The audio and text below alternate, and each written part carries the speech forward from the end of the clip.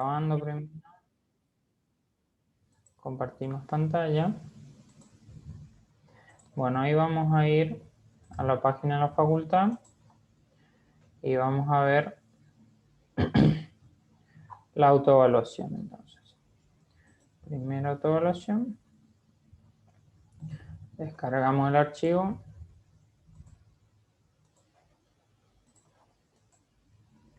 Vamos a guardar en el escritorio. Okay.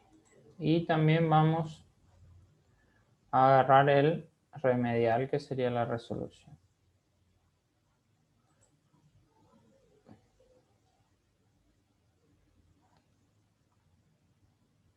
Bueno, esto guardamos también como remedio.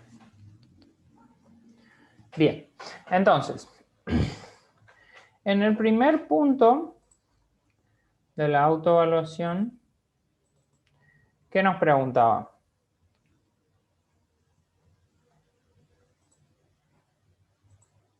Era un verdadero y falso. Verdadero y falso. ¿Y cuál era la primera afirmación?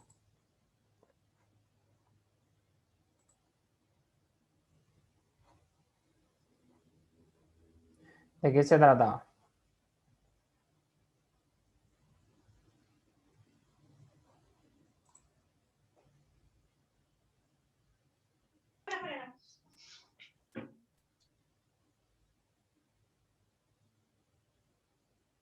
¿A qué hacía referencia? Esta, la A.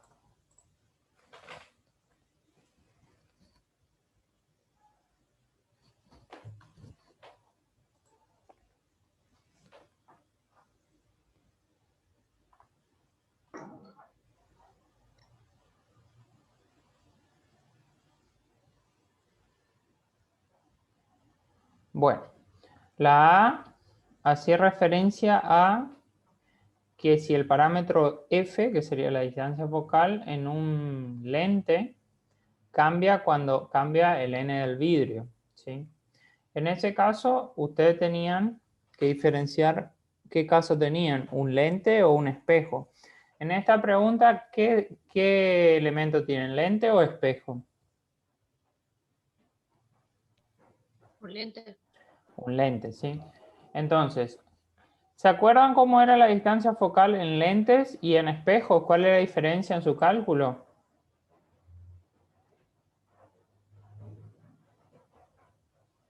La distancia focal también conocida como foco.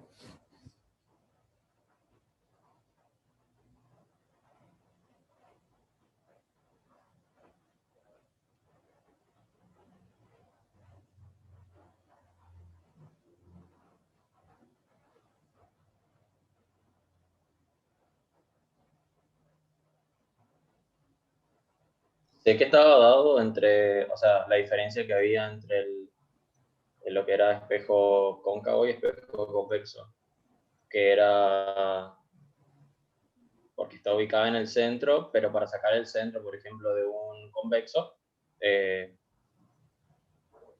tiene otra fórmula diferente, por decirlo así. Acá más que nada tenemos que separar dos cosas. La primera es espejo y la segunda es lente. El espejo es una superficie que refleja y el lente es una construcción donde los rayos de luz se refractan. Entonces es muy distinto un caso del otro. Fíjense que acá nos dice lente, ¿sí? En lente nosotros teníamos la distancia focal dada por la fórmula siguiente, que era 1 sobre f. Voy a escribir acá. Bueno. En lente, sí. 1 sobre f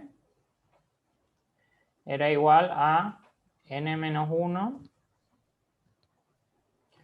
por 1 sobre R1 más 1 sobre R2, ¿no es cierto? O sea que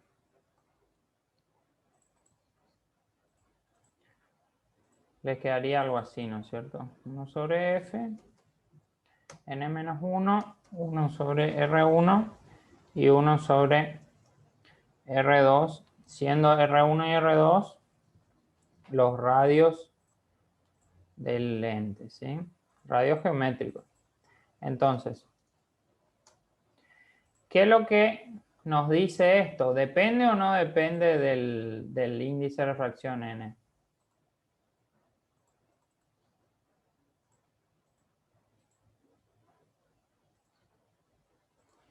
¿F va a depender o no va a Sí, depender? depende. Sí, depende. ¿Por qué? Porque si este n cambia, ¿sí? Va a cambiar también el resultado de f, ¿sí? Entonces cambia. Y eso quiere decir que sí depende. Por lo tanto, esta afirmación, ¿cómo es? Verdadero. Es verdadera, claro. Verdadero. Sí. Entonces, esa primera es verdadera. Bueno, Hola, profe, buenas noches. Disculpe, entré un poquito tarde. ¿Están tratando sobre el parcial que hemos tenido? sí, la La autoevaluación. autoevaluación. Estamos pasando los puntos. Pero Ah, ahora bien, bien. hicimos uno nomás. Ahora vamos por el segundo. Bueno, entonces, el segundo dice, el espejo cóncavo puede generar imágenes invertidas. ¿Este qué les parece a ustedes? ¿Es verdadero o falso?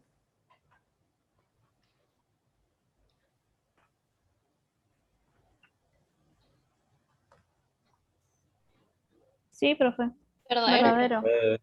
Es verdadero porque Verdadero. justamente en algunos casos las imágenes del espejo cóncavo son invertidas, ¿sí? Espejo cóncavo es el más conocido, el que es como una C, digamos, apunta hacia el lado de donde está el objeto. Ese será verdadero. Después dice, el lente divergente es el bicóncavo. ¿Ese es verdadero o falso? Es verdadero. Es verdadero. ¿Se acuerdan que el Verdadero. divergente era el bicóncavo y el convergente era el biconvexo? Después, el D dice, un rayo que pasa de un n menor a uno mayor no siempre atraviesa la interfaz. Ahí que tenemos, que eso habíamos hablado la clase pasada justamente con este compañero, Weber, que le había preguntado en relación a esto.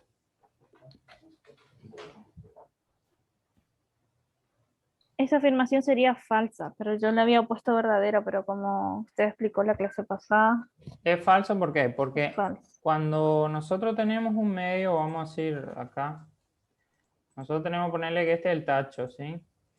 Acá adentro del tacho, digamos, está el medio que tiene el n mayor, ¿sí? Si vos haces incidir con un rayo, con un cierto ángulo, siempre el rayo se acerca a la normal, es decir, el rayo siempre se va como más hacia la normal. Si vos haces un rayo más inclinado, se acerca a la normal, ¿sí? Uno casi derecho se acerca más a la normal, ¿sí? Entonces, siempre, ¿qué pasa con los rayos? ¿Qué ocurre con ellos? ¿Atraviesan o no atraviesan? Sí, otra vez. Entonces,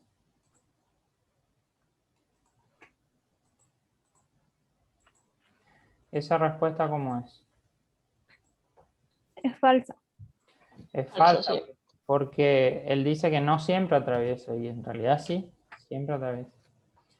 Entonces esa es falsa, ¿sí? Hasta ahora veníamos verdadero, verdadero, verdadero, falso. ¿Está? Vemos el que sigue. Dice, la primera ley de Newton establece la condición necesaria para movimiento rectilíneo uniforme y para reposo, que es equilibrio estático. ¿Esa cómo es? Verdadera. Es verdadera porque justamente la primera ley de Newton es sumatoria de fuerza igual a cero, que es esto que dice acá, condición necesaria para MRU y para equilibrio estático. ¿Sí?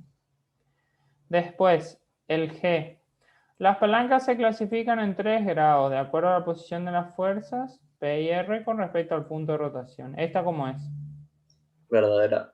Es verdadera también porque justamente dependiendo de dónde se ubiquen las fuerzas, tenemos diferentes tipos de palancas, se clasifican grado 1, grado 2 y grado 3.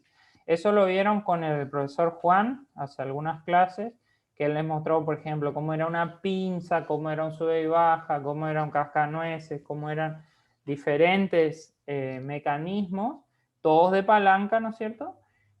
Y cuáles eran de primer grado, de segundo y de tercer grado las palancas, ¿sí? pero es básicamente eso. ¿Hasta ahí vamos bien con la resolución? Sí, profe. Sí, profe. Bien, continuamos. Profe, por ahí el punto E, usted se salteó y no fue leído. El E, Sí, a ver. si no me equivoco. Ah, sí, tenés razón, mira. El E, vamos a tocar el E. Dice, el índice de refracción es un parámetro intrínseco al material. Está asociado a la velocidad con que se desplaza la luz en dicho material en relación a la velocidad de la luz en el vacío. ¿Sí? ¿Esto cómo es? ¿Verdadero o falso? Verdadero. Es verdadero porque justamente ¿Verdadero? esa es la definición del índice de refracción. Es un parámetro intrínseco porque no depende de la cantidad de material. Es decir, si vos tenés 1 litro de agua o tenés un montón de agua, el índice de refracción no va a cambiar. Y lo segundo que dice que tiene relación con la velocidad de la luz en ese medio, comparativamente a la velocidad de la luz en el vacío, que justamente la definición del índice de refracción es esa, la velocidad de la luz en el vacío dividido la velocidad en el medio. Cuanto más lenta es la velocidad en el medio, más grande es el índice de refracción. ¿Hasta ahí estamos? Entonces, Sí, profe. bueno, Sí, profe. vamos con el H entonces. El H dice, para garantizar el equilibrio estático, basta con que la sumatoria de fuerzas sean 0 y que la sumatoria de momentos sea 0. ¿Eso qué les parece? Que es verdadero. Sí, es Es verdadero. verdadero también, porque justamente es así. Si nosotros queremos que esté en equilibrio, tiene que tener esas condiciones. Si la sumatoria de momentos, por ejemplo, es distinta de 0, va a estar en el lugar, pero va a estar girando, ¿sí? Entonces, tiene que ser la sumatoria de fuerza y también la sumatoria de momentos 0. Bueno, después dice, el proceso analítico de suma de vectores da un resultado distinto al gráfico, dado que una suma de vectores analítica siempre da un ángulo entre 0 y 90 grados. ¿Esto cómo es? Falso. Falso. ¿Por qué es falso? Porque no puede ser que la parte gráfica y la parte analítica digan dos cosas Sean diferentes. distintos. Claro, esa es la observación más común, pero también después dice que la sumatoria de vectores analítica siempre da un ángulo de 0 y 90, y eso es lo que te hace confundir, porque cuando vos entras con la calculadora siempre te da un ángulo entre 0 y 90, eso porque hay que adicionarle la interpretación del resultado analítico, ¿sí? Nosotros podemos tener dos cosas negativas que nos dan uno positivo, pero nosotros tenemos que interpretar en qué cuadrante está también, ¿sí? Entonces, Sí, eso pero ahí serían, después el segundo parámetro, ahí ya sería más de 90. claro, si vos tenés, por ejemplo, negativo, quiere decir que está en el segundo o en el cuarto cuadrante. Pero eso vos tenés que interpretar, si tenés que interpretar el resultado y dónde va a estar, o sea, en qué cuadrante va a estar de acuerdo a las resultados de la sumatoria de fuerza en X y la sumatoria de fuerza en Y. Por ejemplo, si la sumatoria de fuerza en X te da positivo y la sumatoria de fuerza en Y te da negativo, ¿en qué cuadrante está la fuerza? En el cuarto, En el cuarto. Si los dos son negativos, ¿en qué cuadrante está? en el tercero, En el tercero. Si el de Y es positivo y el de X negativo, segundo. segundo, exactamente. Los dos son positivos, te dan el primero. Por eso hay que interpretar el resultado. No quiere decir que el resultado analítico te da distinto al gráfico. El resultado analítico te da exactamente lo mismo que el gráfico. Entonces la respuesta para la pregunta I es ¿cómo? ¿Falsa o verdadera? Falsa. Falsa, bien. Perfecto. Bueno, después dice, cuando se obtiene una magnitud como resultado de la suma o resta de dos o más mediciones, para la obtención del error absoluto total, se suman los errores absolutos de las mediciones expresados en la misma unidad. Entonces, ¿esto cómo es? ¿Verdadero o falso? Verdadero. Verdadero, Sí, sí. porque justamente es así. Si la magnitud es resultado de la suma o resta de dos o más mediciones, para obtener el error absoluto total se suman los errores, ¿sí?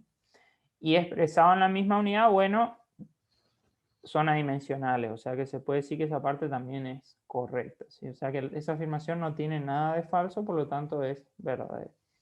Siempre cuando miran una afirmación, deben ver todas sus partes, porque si una afirmación cuenta con 3 partes y una de ellas está mal, toda la afirmación es falsa, ¿sí? ¿Podemos dar por concluido entonces la explicación del punto 1 o quieren alguna aclaración más? Profe, yo no llegué a ver en el punto A que pusieron. O sea, yo puse que era falso, pero, o Es sea, no verdad. llegué a ver ese punto justo. Acá tenés esto. Esta es la expresión para lentes del cálculo de la distancia focal, ¿sí? ¿La ves? Sí, sí, sí. Bueno, viste que acá está n. Bueno, si n Ujú. cambia, por ejemplo, cambia de 1,5 a 1,6, al ser estos dos parámetros geométricos, o sea, que son iguales, o sea, no cambian, digamos, acá este va a cambiar. Entonces, ¿qué quiere decir? Que f sí va a cambiar cuando cambie n. Y acá lo que te dice la afirmación es que cuando cambia n, no cambia f, ¿sí? Perdón, te dice que sí cambia. Entonces es verdadera. ¿Se entiende? Ah, claro. Sí, sí. Ahora corrijo esto, así no. Así le tengo en cuenta esto. Esto es muy importante. También puede aparecer la pregunta en lentes. Si, por ejemplo, si cambia el n del vidrio en lentes, si cambia f, ahí ¿cómo sería la respuesta? En lentes.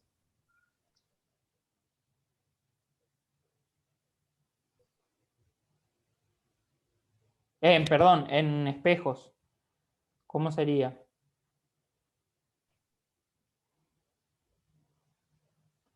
Si le dice lo mismo, pero en espejo, ¿sí? En un espejo el parámetro f cambia cuando cambia el n del Ahí vidrio. no pasa nada, no pasaría nada. O sea, sería falso, Sería porque no falso. tiene, Sí. Porque no tiene índice de refracción. el vidrio en espejos cumple la función solo de protección, ¿sí? En realidad el espejo, digamos, es una construcción que es un soporte, la superficie que refleja, digamos. Ustedes se pueden fijar inclusive en unos espejos planos que tienen en su casa. La construcción es la siguiente: hay un soporte que es opaco, ¿sí? Después viene una superficie que refleja, que es como un papel de aluminio, es algo muy, muy reflectivo, digamos. Y después el vidrio, ¿para qué está? ¿Cuál es la función del vidrio? Para reflejar. No, ¿de qué función cumple? ¿Alguna vez intentaste tocar un No. papel aluminio así? ¿Qué pasa cuando tocas el papel aluminio? Mm,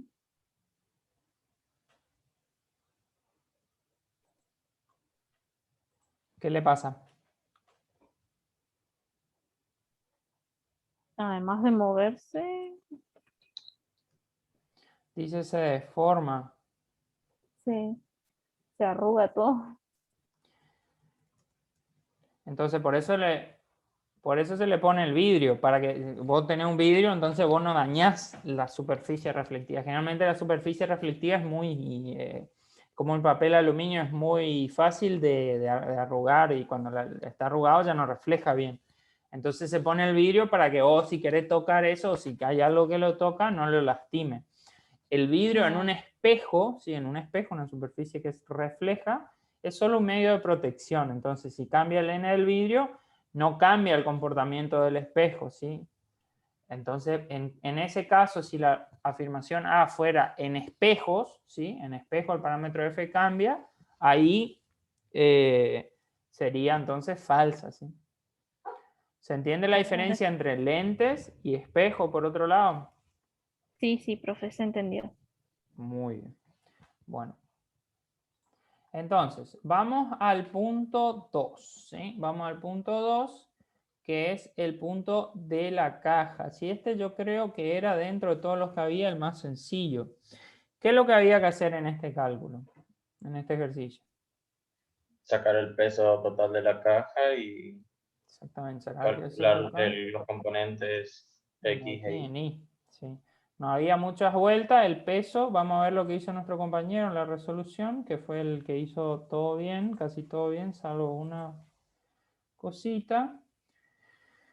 ¿Dónde está? Remediar. Acá está. Bueno, entonces, fíjense lo que había que hacer.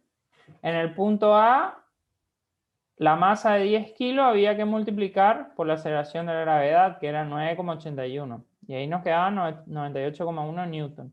Eso sería el peso en newton.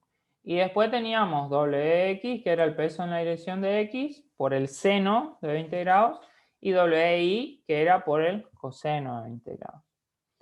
¿Alguno lo hizo diferente? ¿O tuvo alguna dificultad en este ejercicio? Lo hice igual. Muy bien. ¿Algún otro?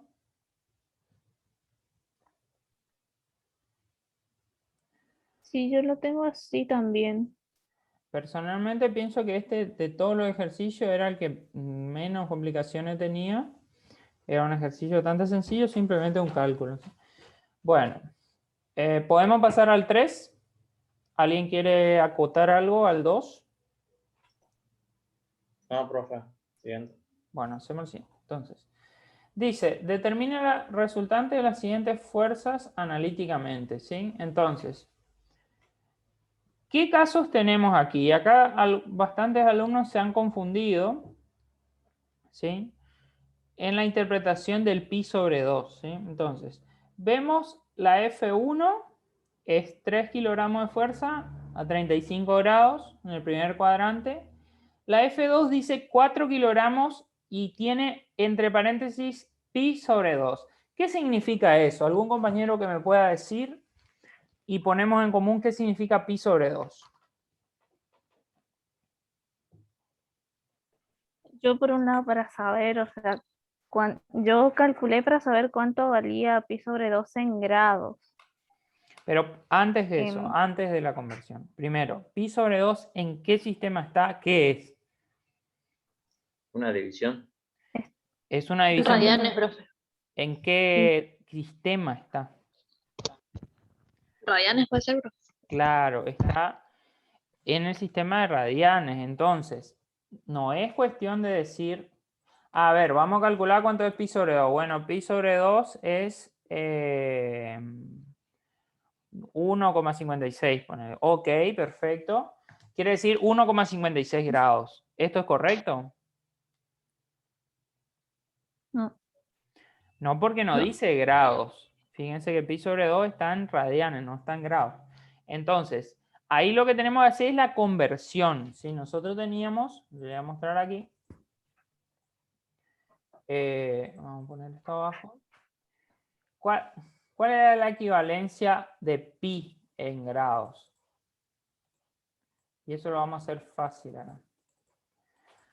¿Pi a qué era igual? ¿A qué correspondía? Un pi.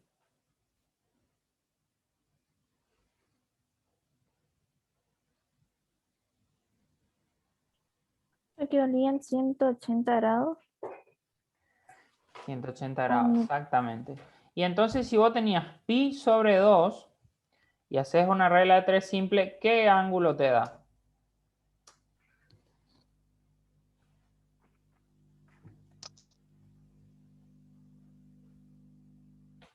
¿90 grados, profe? Te da 90, exactamente, 90 grados. Entonces, este es el valor que tenía que considerar, 90 grados.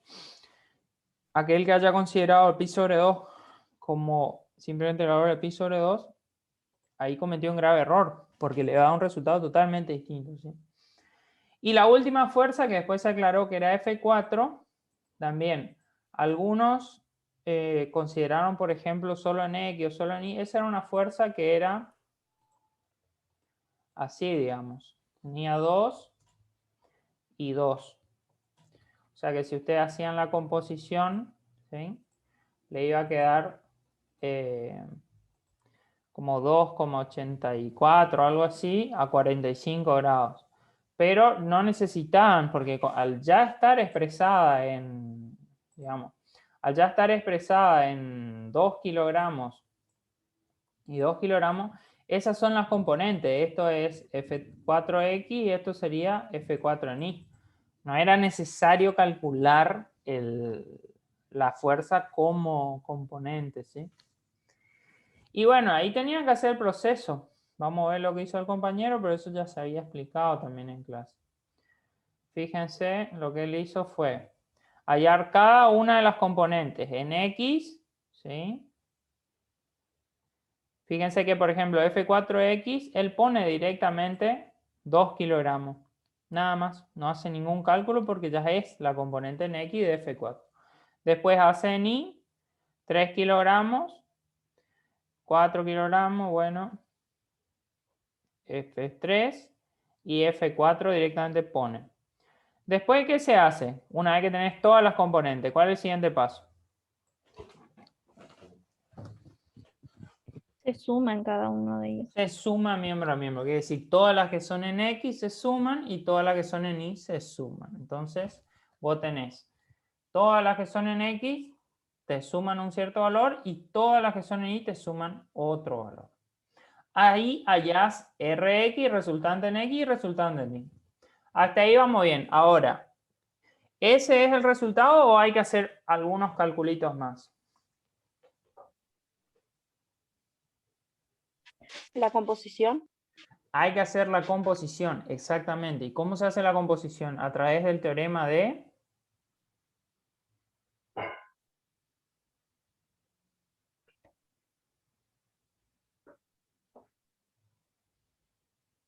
Este es el teorema de quién?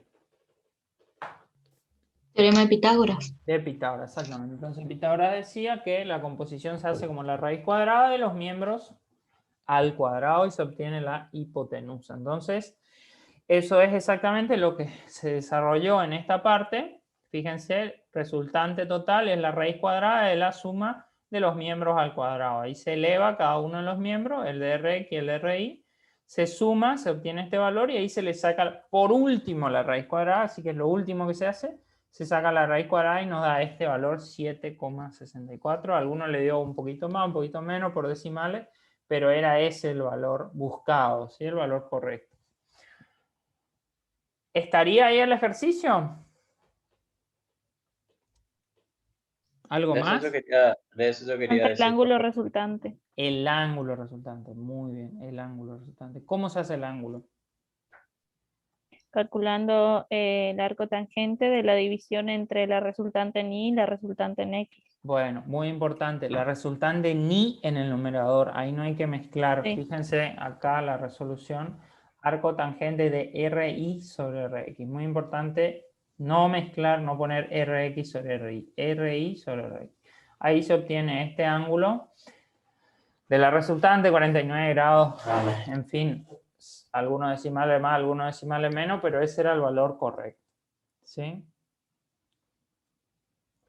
¿Está bien? ¿Tenías alguna consulta, Nicolás, que quieras expresar? Sí, yo le quería aclarar de eso, de que como no decía en el ejercicio que había que sacar el ángulo, entonces no lo saqué, por ejemplo.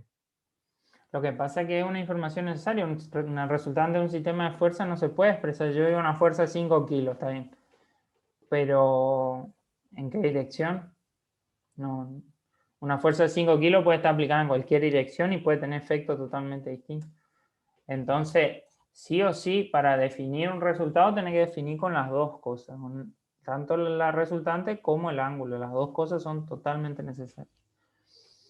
Bueno, profe. Es lo mismo que digas el ángulo y no la fuerza. Poner sí, la fuerza tiene 50 grados. Y sí, pero ¿qué valor? ¿Entendés? Bueno, ¿alguna consulta en relación a este ejercicio número 3? ¿Sí? ¿Alguna consulta? ¿O continuamos? No, profe, yo lo tengo igualito. No, profe. No tan igual, ¿no? Pero sí. Se entendió. Se hizo bien al menos. Bueno, continuemos. El siguiente ejercicio, ¿sí? Veamos la consigna, dice lo siguiente. Bueno, en una planta de manufacturado, que es una fábrica, puede ser una fábrica de proceso forestal o de cualquier otro tipo, en la que pueden trabajar algunos de ustedes el día de mañana, dice que tienen un tanque cuyo fin es disponer de agua para casos de incendio, ¿sí? Que es suele ocurrir en los aserraderos, ¿no es cierto? Como ya lo saben, de vez en cuando siempre se genera un incendio y es algo que es muy importante, ¿no es cierto? Tener algún sistema y ahora en estas últimas décadas se está tendiendo a incrementar la seguridad, tanto para prevenir, o sea, como para que no ocurra el incendio y también como para, una vez que ocurre, digamos, si se da el caso, para mitigarlo. Entonces, dice que tiene un tanque que tiene un diámetro de 5 metros y una altura efectiva de agua que oscila entre 1 y 1,15 metros. Bueno, exprese la medición del volumen de agua disponible para incendios en la peor situación. ¿Sí? Entonces, este ejercicio, ¿de qué tipo es? ¿Es un ejercicio de qué unidad? De metro cúbico. Exactamente, de conversión de unidades y de caudal. Entonces, ¿cuál es la peor situación? Cuéntenme un poco, ¿cuál sería la peor situación ante un eventual incendio? Cuando el agua efectiva oscila entre 1 metro. O sea, cuando estaba a 1 metro. Cuando está a 1 metro es peor porque disponemos menos agua para apagar el incendio, ¿sí? Cuando está a 1,15 m disponemos un poco más. Entonces, ¿cuál es la altura que debemos tomar para el cálculo del punto A? Pero 1 metro. 1 metro, ¿sí? Ahí yo hice mal, ahí Claro. le había entendido mal. Algunos pusieron, por Yo ejemplo, también entendí mal. No, yo Hay- también Yo Porque entendí yo le también. mal. tomé el Sí, profe. 1,15. Yo tomé Sí, 1,15 metros. no, es porque yo 1,15. pensé la peor situación de un incendio. Pensé que se necesitaría más agua y tomé el 1,15. Yo también pensé Claro. lo mismo, exactamente. No, pero Sí, Pensamos todo al siempre revés. estamos mal. el incendio no le pregunta al agua en qué nivel está, digamos. O sea, el incendio vos podés tirar todo el agua, pero puede seguir, por ejemplo. Entonces, la peor Claro. situación es la situación que depende de vos. El incendio no depende de vos, el agua sí, digamos.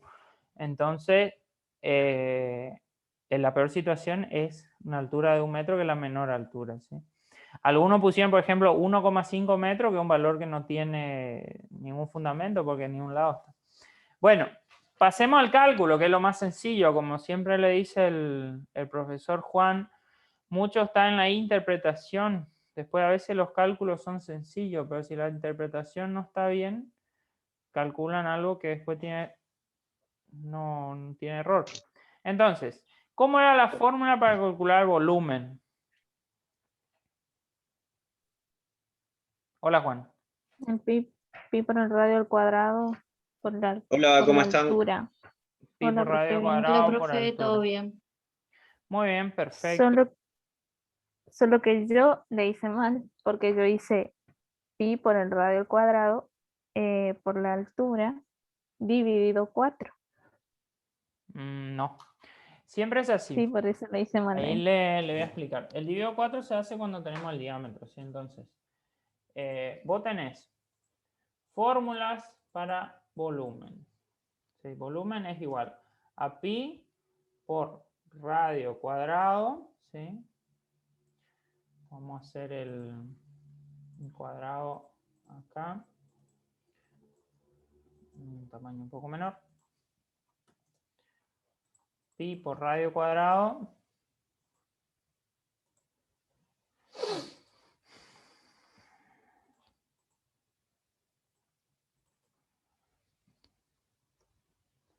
por altura, o bien pi por diámetro al cuadrado por altura dividido 4, ¿sí? Esas son las dos fórmulas, ¿sí? Si utilizás el diámetro, entonces tenés que dividir por 4 siempre. Esas son las dos fórmulas. Siempre que Si utilizas el diámetro, lo tenés que dividir por 4. Porque este diámetro proviene, si fíjate acá como hizo el compañero, fíjense que él pone entre paréntesis 5 dividido 2, 5 que es el diámetro dividido 2, todo al cuadrado. Así que esto sería el radio. Pero fíjate, si vos haces distributiva, por ejemplo, distribuís el cuadrado al 5 y el cuadrado al 2, tendrías el diámetro al cuadrado, que es 5 al cuadrado, y el 2 al cuadrado, ¿cuánto es? ¿Cuánto es 2 al cuadrado? 4. 4, y de ahí sale el 4. De ahí sale. ¿Se entiende? Ah, sí, sí, ahora sí Sí, profe. entendí. Bueno, entonces este 1963 era el valor correcto de volumen de agua disponible para el incendio en el peor de los casos, porque pones justo el incendio y te agarra cuando el nivel tenés más bajo. Sería la peor situación. Después dice, bueno, sigue preguntando el ejercicio. Si el caudal de la bomba de impulsión, es decir, la bomba que utilizás para enviar el agua, vos tenés un tanque de almacenamiento y luego tenés una bomba para impulsar. Entonces, si el caudal de la bomba de impulsión es de 10 metros cúbicos en la hora, es decir, en una hora te manda 10 metros cúbicos, ¿en cuánto tiempo podrá utilizarse de continuo en caso que esta fuente no tenga recarga de agua? Es decir, que no haya ingreso de agua mientras esté bombeando, ¿sí? Mientras la bomba está evacuando el agua de ese tanque, el tanque no recibe agua de otra fuente, si no se va llenando, solo se va vaciando. Entonces, ¿qué tenemos que utilizar para la resolución de ese ejercicio? ¿Qué fórmula? La fórmula El caudal. de caudal. ¿Y el caudal cómo era? Era el volumen dividido el caudal, si no me engaño. Volumen dividido Dividido el... Tiempo. tiempo. Muy bien. Volumen dividido tiempo. Entonces, caudal es volumen dividido tiempo. Vamos a hacerlo acá. Vamos a ver el detalle, ¿no es cierto? Tomemos esto y decimos entonces que el caudal es igual a volumen sobre tiempo. Ahora, ¿qué nosotros tenemos como dato y qué tenemos que calcular?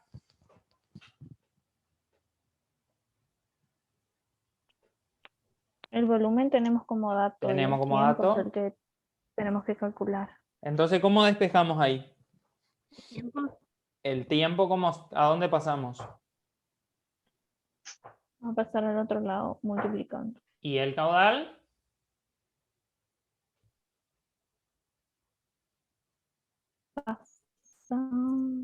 Sumando. No.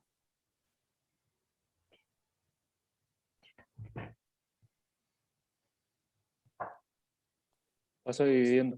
Pasa dividiendo, exactamente. Entonces tenemos tiempo. Nos va a quedar como volumen sobre caudal, ¿sí? Entonces arriba, fíjense, vemos la resolución del compañero que hizo bien. Entonces dice,